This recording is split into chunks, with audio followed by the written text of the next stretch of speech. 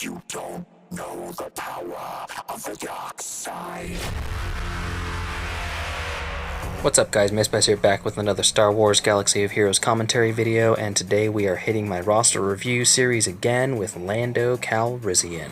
Lando is one of a handful of really good characters who wear two significant faction tags. Along with Stormtrooper Han, Lando is a scoundrel and a rebel. Lando's stats on paper are pretty average. His speed before mods is 110. His health is about average with about 25,000 total combined health and protection. His potency is actually kind of high, which is strange because he doesn't inflict any negative status effects on enemies, and his base critical strike chance is actually pretty good. All of those factors combine to make Lando a very simple character to mod. The mod sets that I chose are critical damage and critical strike chance. The primary stats on each mod that you will probably be looking for are speed on your arrow mod, and either crit chance or crit damage on your triangle mod.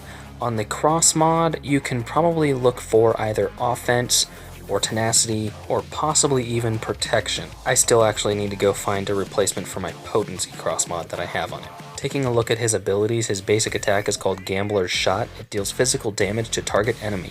This attack has a high damage variance similar to Stormtrooper Han, and an additional 25% chance of scoring a critical hit. His special attack is called Double Down. It deals physical damage to all enemies. If this attack scores more than one critical hit, its cooldown is reset and it deals 100% more damage on its next use. His leader ability is called Fast and Loose. Scoundrel and Rebel allies gain 15 speed and 29% additional critical damage. His unique ability is called High Roller. Lando gains 15% critical chance and gains critical chance up for 2 turns when he scores a critical hit. If you're unfamiliar with the critical chance up buff, it grants the character an additional 25% crit chance. Lando's shards are found on Cantina Battle 1E for 8 energy and on 5F for 12 energy. 1E will probably get you Lando a little bit faster, however 5F will also be giving you a little bit more of a return on your investment in the long run via credits and Cantina points. Gearing Lando to 10 and subsequently gear 11 is not impossible, but it does require significant pieces of raid gear. First things here, I wanted to show you guys some Gear 8 footage to show that he still hits relatively hard at Gear 8 with all of his abilities. His AoE, I think, classifies as one of the top, I would say definitely the top 5 AoE as far as damage goes, possibly even top 2 or 3, and that's based off of actually getting to use it the second time around with the increased damage, which reinforces the notion that Lando Calrissian's damage output is based significantly on chance.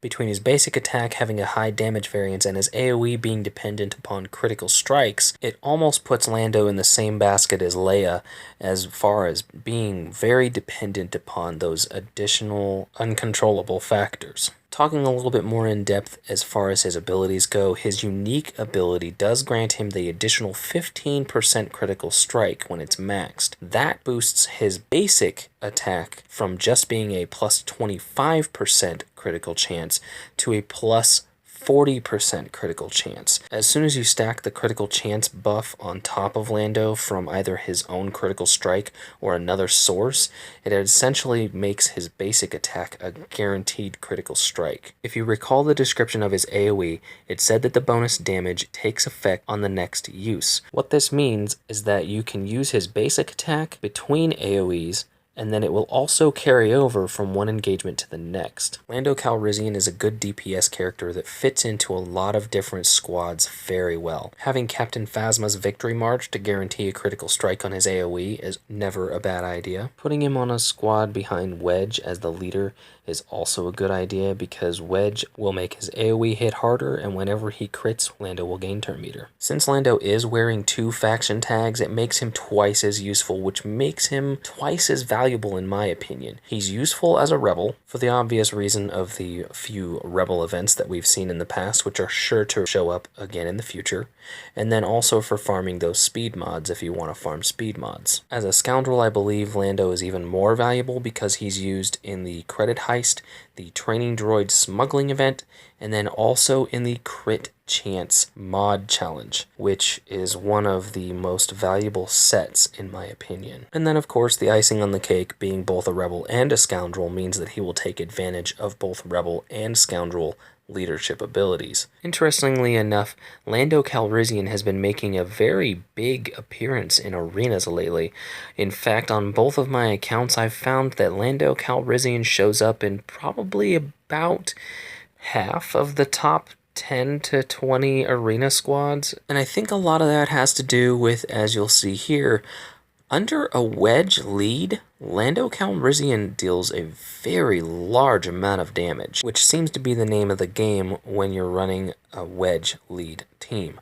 Since Wedge's AoE is also one of the highest damage AoEs in the game, running Lando Calrissian on his squad only makes sense because between their two AoEs, you're going to be wiping out enemy teams fast. At the end of the day, Lando Calrissian is a high damage attacker, albeit a lot of that damage is based on chance, who really, being a Rebel and a Scoundrel, makes him an extremely valuable character to have on your roster. If you don't have him already, go out and farm him. He's one of the best Scoundrels to have, and he's also one of the best Rebels to have. If you missed my previous roster review video, it was on Emperor Palpatine. You can click the annotation on screen to be taken to that video, and as always, like, favorite, subscribe, and I'll catch you all later.